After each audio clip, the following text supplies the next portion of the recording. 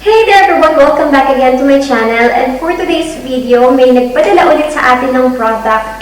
Sobrang excited ako na i-share ulit sa inyo itong product na na-receive ko from Seal Spray PH. Yan. So, minessage nila ako 2 weeks ago kung gusto ko daw bang i-try itong product na to. And syempre, dahil nga isa ako sa mga ka-homebodies, so sa lahat ng hindi nakakaalam ko ano yung homebodies, siya yung page sa Facebook kung saan nagkakaroon ka ng idea, nakakapagtanong ka ng mga suggestion, ng mga advice, yung mga budol items, ganyan makikita niya doon. So talagang na-curious ako kasi hindi ko pa siya nakikita sa homebodies page. And naano ko sa pangalan niya kasi Seal Spray yung name niya. So from the word itself, na-curious ako kung totoo ba na kapag in-spray mo, masiseal na siya or ang tawag dyan, maayos na yung gamit na sila. So, sabi ko, sige, kasi syempre, homebodies nga, dahil nga talagang ako is, gusto ko rin talaga magkumpuni-kumpuni ng kumpuni talaga. So, mag-ayos-ayos ng mga gamit sa bahay. Mag-organize, alam mo yun, yung pagdating sa bahay, kahit wala lang ang aayusin, feeling ko may gusto pa rin akong ayusin. So, alam ko na hindi lang naman din ako yung nakaka-feel nung ganun.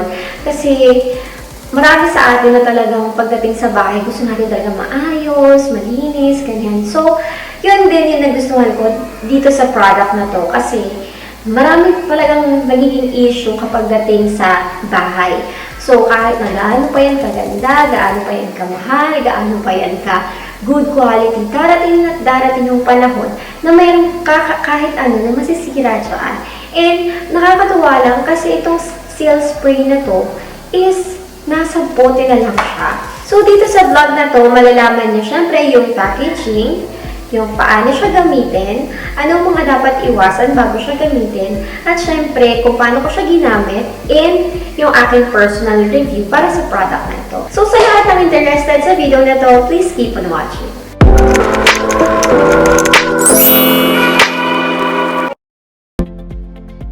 So, ito yung pinaka-product packaging nila. So, nakalagay dito sa unahan yung mga kiniklaim nila like easy to use, versatile, long-lasting, and cost-effective. So, lalagay ko na lang lahat sa description box yung mga yon. So, dito naman sa side na to, makikita nyo yung direction of use. Napakadali ng paggamit ito as in step 1 to step 6 lang. And sa side naman na to, makikita nyo yung danger and yung first aid. So, ito yung mga dapat nyong malaman bago nyo ito gamitin. So, napaka-importante ng part na to. And sa ilalim, yung manufacturing date and yung kanilang expiration. So, ganyan siya. Color black itong color na to. So, open lang natin para makita nyo rin kung ano yung nasa loob. So, nakaseal pa siya and ito na yung pinaka pang spray niya. Kung may makikita kayo na parang tube type, so, ganyan siya. I-shake mo lang siya bago mo siya i-spray. So, yan. Napakaganda at napakadaming detail kagad dito sa bottle pa lang nila. By the way, meron silang transparent, black, and meron silang color white. So, makikita nyo na agad ito doon pa lang sa takip nila. Kaya, sobrang ganda ng packaging ng Seal Spray. Ilalagay ko na lang din yung ibang details sa aking description box. So, makita nyo na guys yung packaging ng Seal Spray na to. So, nakakatuwa kasi very detailed siya. And sa isang bote, malalaman mo na lahat ng mga bawal, kung paano siya gamitin. And syempre, hindi ka na rin malilito dahil meron siyang different na packet or different type para hindi ka malito kung ano yung color na ganito, ganyan. So, meron siyang mga option. So, ngayon naman guys, papakita ko naman sa inyo kung paano ko siya ginamit.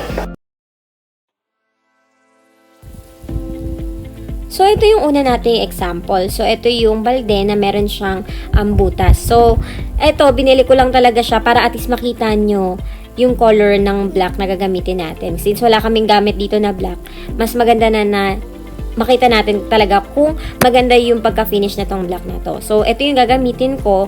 And ito naman sa isa is color white naman siya. So, white naman yung gagamitin natin. So, sinira ko lang din to para makita natin kung legit talaga na maayos yung mga sira-sira nito sa ating bahay. So, yan siya. Black and white. And pwede rin natin gamitin dito yung transparent para sa lahat. So, sira talaga siya. And, papakita ko sa inyo isa-isa. So, dito muna tayo magsisimula sa black na balde. So, first, syempre, lalagyan muna natin ng water para makita nyo kung nagli-leak talaga siya. So, lalagyan ko lang ng water. Yan. So, may makikita na kayo na magli-leak siya. Yan.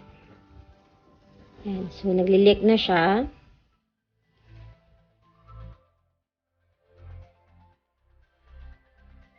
So, yan. So, mamaya papakita ko sa inyo yung itsura ng pagkabutas sa kanya. So, sinira ko talaga siya para at least makita talaga natin pare-pareho kung legit ba talaga tong seal spray na to na makakapag-ayos siya nitong balde namin.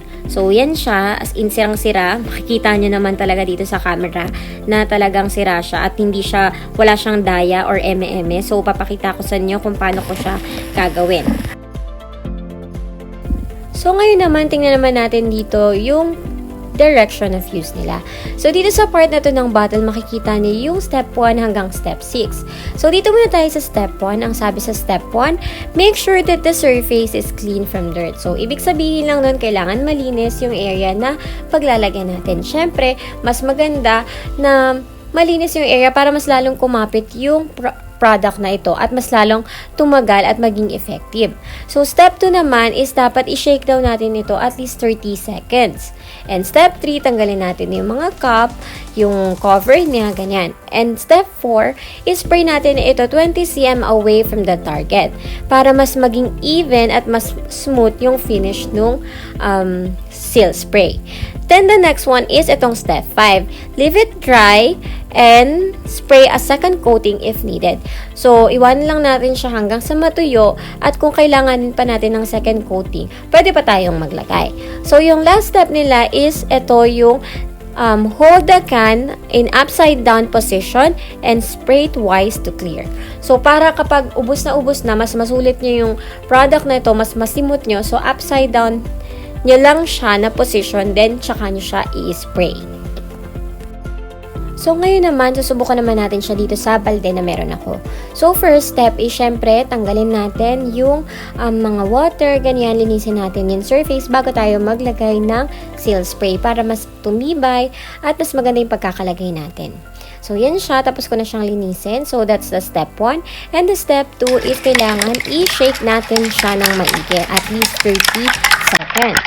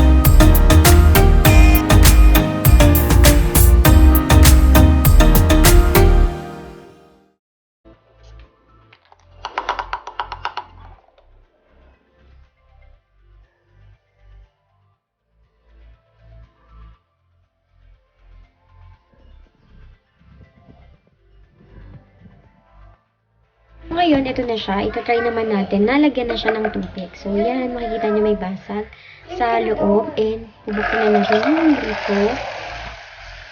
So, yan siya. Yan, kung makikita nyo, wala siyang leak. So, hindi na siya nag-leak.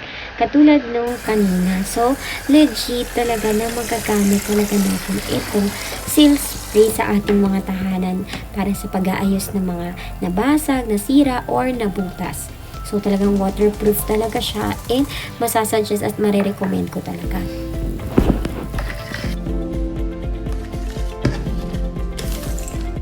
So, next naman tayo dito sa timbang itim. So, nilagay ko muna dito. So, yan siya. Ganyan yung pagka-finish na. Natalsikan nga lang siya ng puti.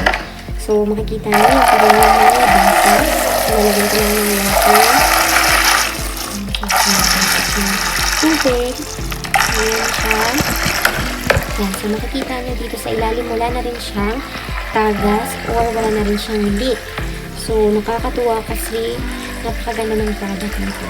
So, sobrang makakatipid kayo sa product nito and talagang nakaka-shock kasi isang spray na lang ayos talaga yung mga gamit-gamit. So, yan, tatanggalin naman natin. So, wala kayong makikitang bakas na leak. And dito, wala rin kayong makikita. So, yan. So, 100% very good talaga itong product na to. So, overall review dito sa seal spray na to is 100% or 10 over 10. Sobrang ganda nitong product na to and talagang highly recommended ko. Sobrang lahat ng sinabi niya, lahat ng claim niya na easy to use, versatile, long lasting, and cost effective ay very legit talaga. Madali siyang gamitin kahit roofing, kahit sa bato or sa plastic, pwede niyo siyang gamitin sa mga pipes. Sobrang legit talaga ito. And mas makakamura kayo kesa kumuha kayo ng gagawa. So, less time, less effort, and less money. And for those interested na mag-avail ng product na to, I'm going to put all their links down below sa aking description box. And you can click it. And automatic na mapupunta kayo sa kanilang website. And you can add to cart. And syempre, minsan meron din silang mga promo. So, talagang kailangan tumutok lang kayo like 50% off or something like that. So, anyway, magbibigay din ako ng aking promo code para naman maka-minus naman tayo sa ating gastusin. Sobrang worth it ang pagbili nito at hindi kayo magsisisi. So, that's all now for me today's video. Thank you so much again for watching and I hope to see you again to my next video. Bye!